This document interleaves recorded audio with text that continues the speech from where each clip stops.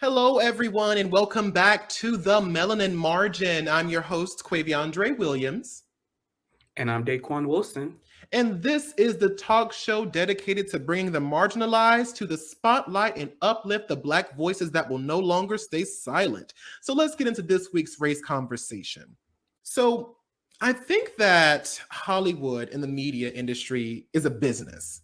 And therefore, most executives look at everything through what we call green tinted lenses. And as long as the algorithm they've been using when they create movies and films still churn out money, they don't feel any need to fix said inclusivity. Now, this begs an interesting question. Daquon, do you think that the BIPOC movements are profitable enough for them to actually care about in order to make a systemic change within how stories of people of color are actually portrayed?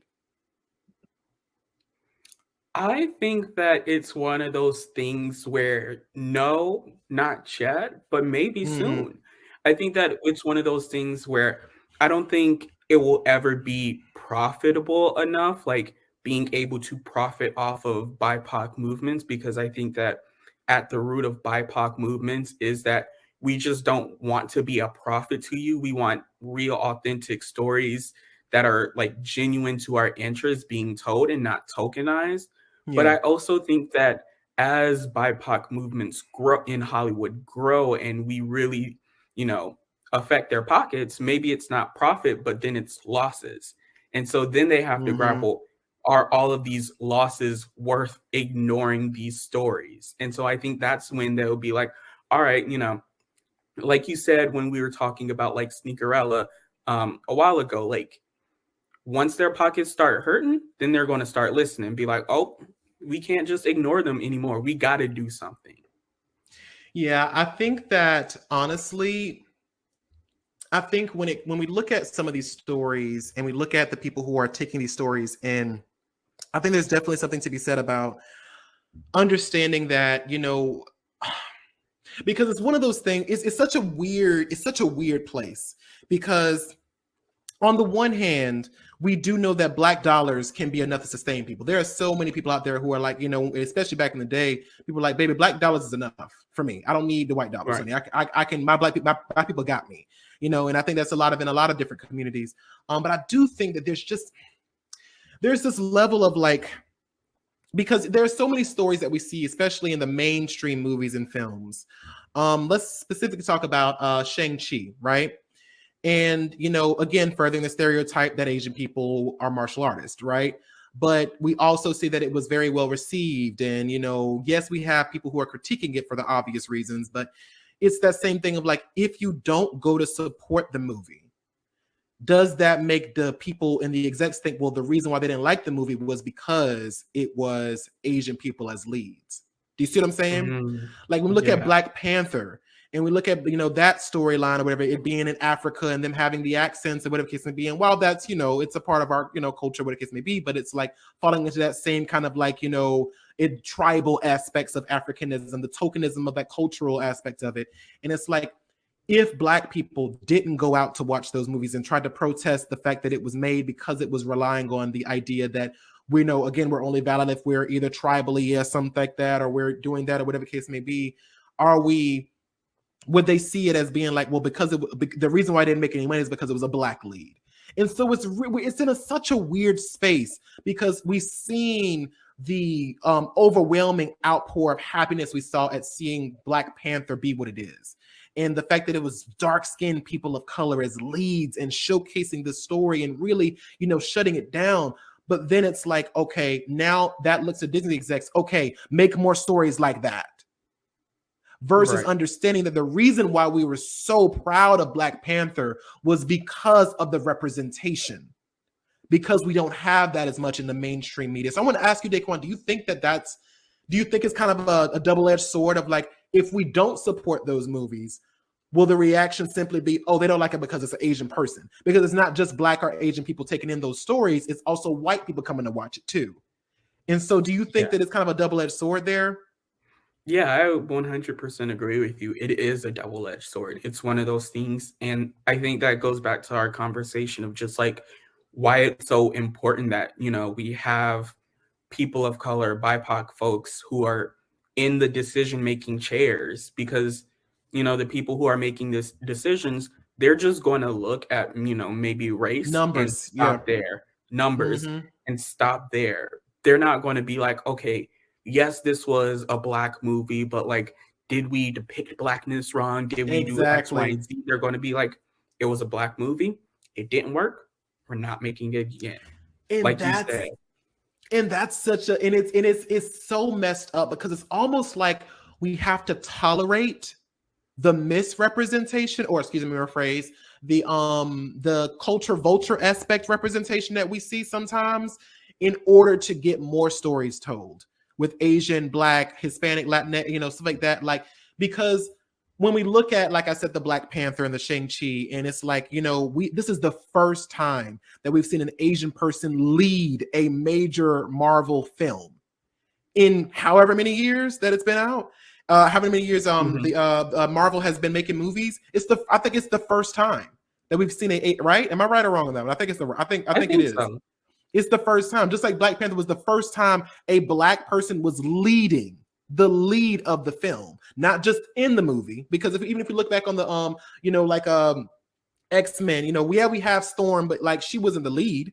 You know, she was in the movie, but she wasn't a lead role. It was Wolverine. And so like, it's so crazy how it feels like we have to just kind of accept that misrepresentation in order to hopefully make these people think, the white people think, oh, okay, well, they like the Blackness, so we'll keep the Black going. And hopefully be like, well, we don't have enough people to write about Black movies. Let's bring some Black people in. And hopefully, you know, it's like we have to take they have the crumbs to hopefully build some bread kind of thing. And it's such a weird place to be in. And I think that's where it comes into, like, you know, everybody's like always saying, well, why don't you just create your own? Why don't you just create your own? And it's like, well, of course we are.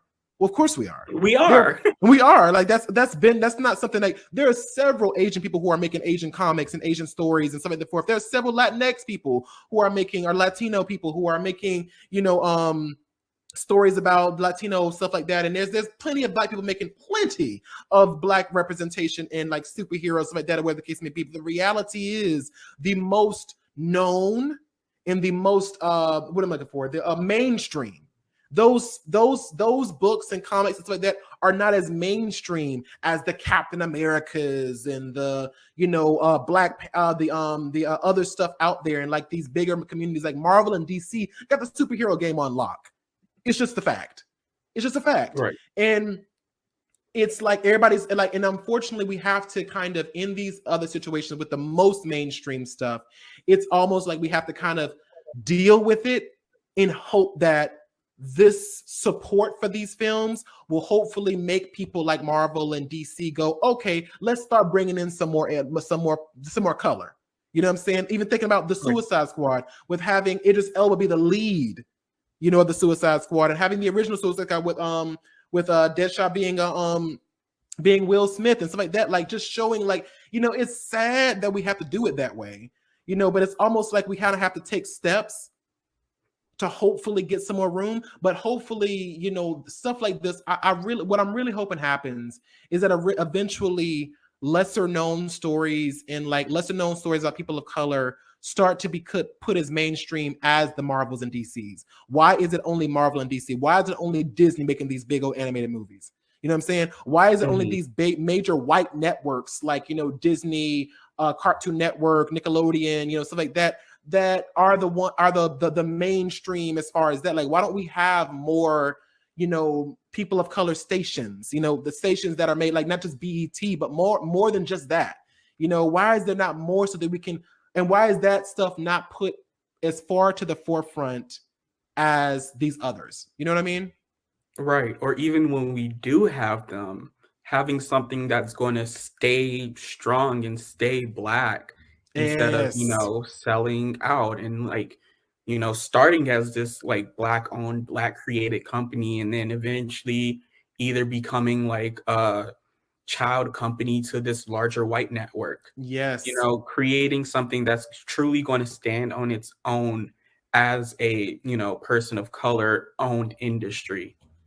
Yeah, and I wanted to ask you too something, because I don't know if you remember back during the protests going on about George Floyd, and when we had that big uprising that happened all across the world. And I just wanted to ask you, do you remember when Hollywood was incredibly responsive to that? Like, we would see I remember seeing this on Cartoon Network, this commercial with this character going like, they only dislike this person because of their race, and that's a problem. And the Steven Universe thing where the girl was like basically preaching to the class about why racism is bad and stuff like that. And it's like, it was, that slow, and then people are like, and then Disney was like, a couple of companies are like, oh, we're gonna start uplifting people of color, we're gonna start, bringing in, that kind of thing. And it felt very performative, because when we look back at that and then look at now today and look at just how much change has been made since then, it's like you said you were going to hire more Black animators. You said you're going to hire more Black stories and more Black shorts and more Black stuff like that to be able to let them do these things. Yet we're not seeing it. Why do you think that Hollywood is only responsive when there's global unrest like that? I think that it's, the only time when they're really forced to do something. I think that so many times we have all of these different movements happening, and then it's like, all right, things start to die down. We're like, all right, we did this. We're good. And we're going to move on. And, there are people who allow them to move on. There are people who are in those places who are allowed to move on. And I think that, again, it goes back to this conversation about having people of color in the room, because when these instances of injustice happen, when it's happening to your community, you can't just move on, because it's still happening to your community. But when it's a white person, it's like, okay, the protests have stopped. They're not right outside of our door, protesting and stuff like that. So we can move back to normal. I fully agree. And I think there's even a level to it about the money factor. I think it goes back to the money, because they recognize that there is they recognize that they want those Black dollars, especially back then, and they want those Black dollars. So they're like, oh yeah, we're gonna do that. Wink, wink, wink. We're gonna do that, and then they'll get those that kind of up spike in Black people taking in their content more, because now it's like, oh well, they said they're gonna do this, and I think the problem that we're having with that is accountability. I think that while we did give we have the uprising did open up some people's eyes, I do think that we are not consistently trying to keep holding these TV shows, these networks accountable. It's like, okay, you said you're going to create more Black stories. Where they at, fam? You said this almost a year ago. Where are the new Black stories coming up? What's happening? I'm sticking. Yeah, where's it at? Where it is? I think that's the problem. I think it's happening is that oftentimes the what does they say? I think it was like Black lives still matter even though it's not in your feed all the time. Is that how it went? What was that? How it went? I think something like that. Yeah, and it's like it's still important to have that representation, even if you're not seeing us say Black Lives Matter and it's trending all the time. Just because it's not trending doesn't mean it stopped. Just because we are not, like you said, outside of your door saying, hey, Nickelodeon, make more Black people stories or people of color stories, or hey, Disney, stop being fucking racist. Even if we're not doing those things, even though we're not, right outside, like you said, right outside your door, it's still a problem. And we're still not seeing it. And I think that it's just like, it's always like, and I think this comes to the systematic issue at hand, because it's like there is kind of a pushback, right, against this glass ceiling, or there's this pushback against this kind of what we should be doing and what is happening, right? And we push and we push and we push and we push and we see a couple of cracks and we're like, okay, it's gonna fall. But then white people go back and repair it. These execs go back and repair those cracks. They're like, okay, they cracked the ceiling a little bit, but we still got it under control. Yeah, they were mad and we placated them. We placated Black people. We placated people of color to make them think we're going to make a change. Wink, wink, wink. We're going to make a change. But we're going to do it. We're going to do it. Sure, of course, girl. And then as time moved on, it was like, oh no, honey, we were just playing. We were just joking. We just want to keep y'all off our asses for a second. And now they're going back to doing the same things that they've been doing before. So I think it's just about understanding and recognizing, like, if we hold these people who claimed to say Black Lives Matter and claim to showcase Black entertainment more accountable for it, I think that's when we would see the real change. But of course, we would need so much more. We would need so much more power behind that in order to do it. And I think that is if it's not affecting their pockets, they ain't pressed about it.